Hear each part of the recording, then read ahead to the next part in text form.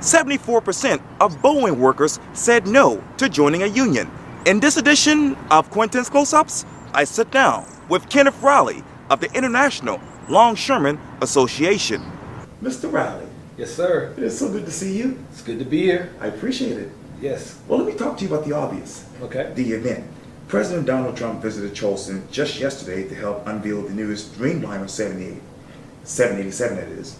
When the president was on the stage, what was running through your mind? Well, actually, I think he's an opportunist. I think Boeing wanted to bring him down because certainly they support some of his initiatives. And I guess to rub into the face of the IAM, who just lost the campaign there, to say that we don't need unions, we just need to grow jobs no matter what are the conditions in the workplace. So I think that's what was going through my mind. This was just an opportunity to rub that in the face of labor. Speaking of which, the union vote crashes at Boeing. That was the headline from onenewsnow.com. I'm curious, what would you add to that headline? I would not add anything to that because it didn't crash. Each time we go through this process, I believe it's a learning experience for a lot of people.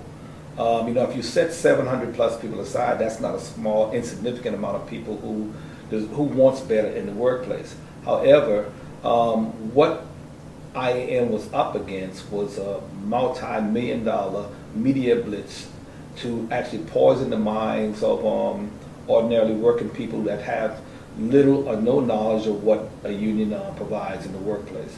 So I think the headline is off when they said that the union vote crashes. I don't think it crashed. I think you keep trying because you got to understand you must, and I think the IM recognizes the fact that what they're up against. I guarantee you, if the playing field was level, if Boeing didn't run the number of ads that they did in the South Carolina, I think manufacturing alliance, between the two of them ran together almost 1,000 ads. Folks were even calling me and saying, I'm so sick and tired of these Boeing commercials because it's just overwhelming. But had the playing field been level, do away with the ads, the political influence, I guarantee you the outcome would have been much different. And I'm sure as the workers continue to work in that plant without a union contract, sooner or later they'll come to recognize that, we have lived with Boeing promises for a long time, and it's just not panning out. And as we said in some of our signs, that a contract is always better than a promise, because you have to live up to a contract. A promise can be broken. You talk about those commercials. I mean, we've all saw commercials, and some people have, like you said, have gotten overwhelmed by them. When you look back at those commercials to right now, what is the biggest thing that sticks out in your mind? Here is a corporation that have made billions with an IAM contract in Seattle and other places in the country. And what amazed me the most was that they would be so negative toward the workforce that have made them profitable. And I'm hoping that some of those commercials would be played at the plants where the other Boeing workers are working around the country. Well, they're talking about their union, the union that have given them better wages, a decent retirement, a voice in the workplace, where they can have a balance between the work life and the family life. And so for a Boeing worker that is working in Seattle, that is really doing well and enjoying pretty much, I guess, the relationship overall between the union and the employer, to see the ads that they're running, the negative ads they're running about them as well, because they're talking, when they say IAM, it's not just the few people on the ground here, it's the union nationally. So if I was an IAM member in Chicago, wherever I might be, I would be highly offended by what Boeing was saying about my union, and I know better. Yeah. So it's just it's like I said, it's like shock and awe to see that type of thing taking place. Wow. Yeah. But I do believe that Boeing is in it for the long haul. I believe that sooner or later they'll get that 50% plus one, because South Carolina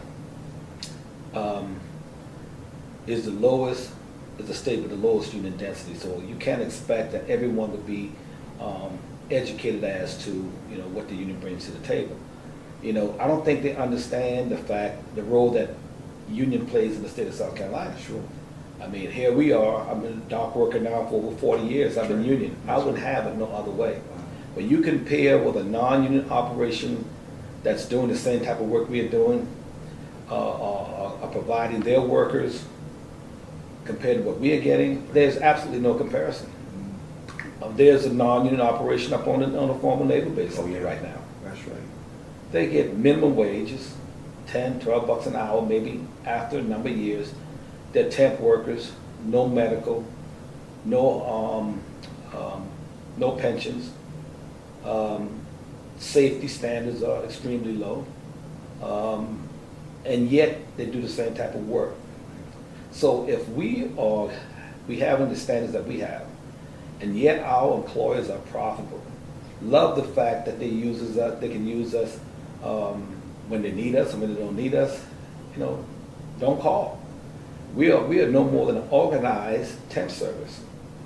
You put our temp service up against a temp service in the street, the temp service can send you to a job site, and you don't even have the luxury of applying for full-time employment at that site until you have worked a certain amount of months, so that the temp service that owns your labor, make enough money off of you so that they can stay in business. It's almost like slavery, so to speak. But here we are, organized temp service, and we said, listen, you call here when you need workers. When you don't need workers, you don't have to call. But when you call, here's what you're going to pay every worker. Here's what you're going to contribute toward their health care. Here's what you're going to contribute toward their benefits. And here are the standards by which we work under. So you see, that's a tremendous difference there. Yeah. Let me turn to Joan Robinson-Berry. Obviously, she's the Boeing's general manager and vice president for South Carolina. She actually said this, quote, to the Washington Post: "It is great to have this vote behind us as we come together to celebrate that event," meaning President Donald Trump's event in Charleston last evening. Talk to me more about that. Well, I think it goes back to our original question. It was an opportunity to rub it in the IAM's face. I think the mood would have been a lot more subdued on their part had the union been successful. And it should not have been, because it would have been a victory for workers, not for the union. It would have been a victory for workers. So I think she got it wrong, and thinking that, this now, this is a time to celebrate. We got this new aircraft coming online. We have the President of the United States coming to see us, and we won the vote. And IM lost. Well, the people lost. IM didn't lose. IM will continue to operate today in the same manner which it did last week this time. IM members around the country, and maybe some even in Canada, will continue to enjoy the benefits that they've been enjoying prior to. The only people that lost in this campaign was South Carolina workers. We did signs in support of the Boeing workers. And the first slogan that came up to my mind was the same wage coast to coast, same benefits coast to coast. And the reason why I say that is because here we are, they said, well, we can pay less in South Carolina because the standard of living is much lower. When the ILA, we have a nationwide contract.